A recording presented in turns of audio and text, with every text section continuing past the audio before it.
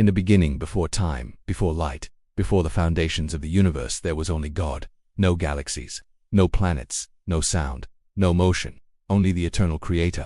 And from His voice came the power that shaped reality itself. This is the creation story, the divine blueprint that unfolds in the opening chapters of Genesis, revealing not only how the world began, but why it exists. The Bible begins with a dramatic declaration. In the beginning, God created the heavens and the earth. The earth was formless and empty, covered in deep, endless darkness. Then the Spirit of God moved over the waters. With a single command, God shattered the eternal silence. Let there be light. Light burst forth, separating darkness for the first time in history. God called the light day and the darkness night, and the rhythm of time, morning and evening, began. Day 1 established the very structure of existence.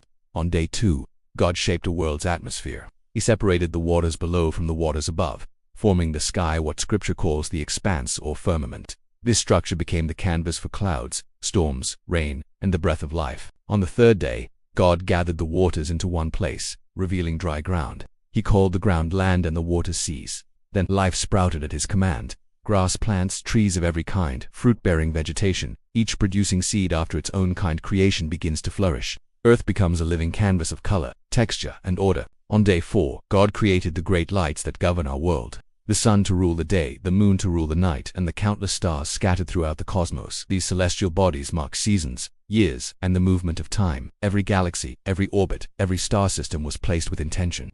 Now creation bursts with living creatures. On day 5, God filled the seas with life, massive sea creatures, colorful fish, and microscopic organisms working in hidden harmony. Then He filled the sky with birds of every shape and size, soaring, gliding, chirping, calling. God blessed them, saying, "Be fruitful and multiply." Life began to fill the empty world. Animals. On day 6, God formed animals to roam the earth, cattle and livestock, wild beasts, creeping things, every creature after its kind. Creation was now vibrant, active, alive. Humanity, the crown of creation. Then Scripture shifts dramatically. God doesn't merely speak, He intentionally forms. Let us make man in our image, after our likeness. Humanity is created with purpose, identity, and authority. From the dust, God formed Adam. Then He breathed into him the breath of life. Later, God created Eve from Adam's rib so that mankind would have companionship, unity, and relational purpose. God blessed them. Be fruitful and multiply.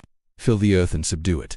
Humans were given dominion, stewards of God's masterpiece. The Garden of Eden. God placed the first humans in a breathtaking paradise filled with rivers, trees, precious stones, and abundant life. In this garden, mankind walked with God in perfect harmony. On the 7th day, God rested, not because He was tired, but because creation was complete. He blessed this day and set it apart as holy.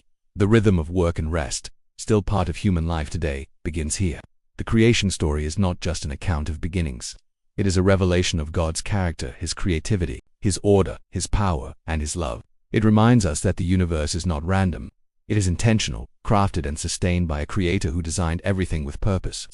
The story sets the stage for everything that follows in Scripture. The story of humanity, redemption, and God's eternal plan.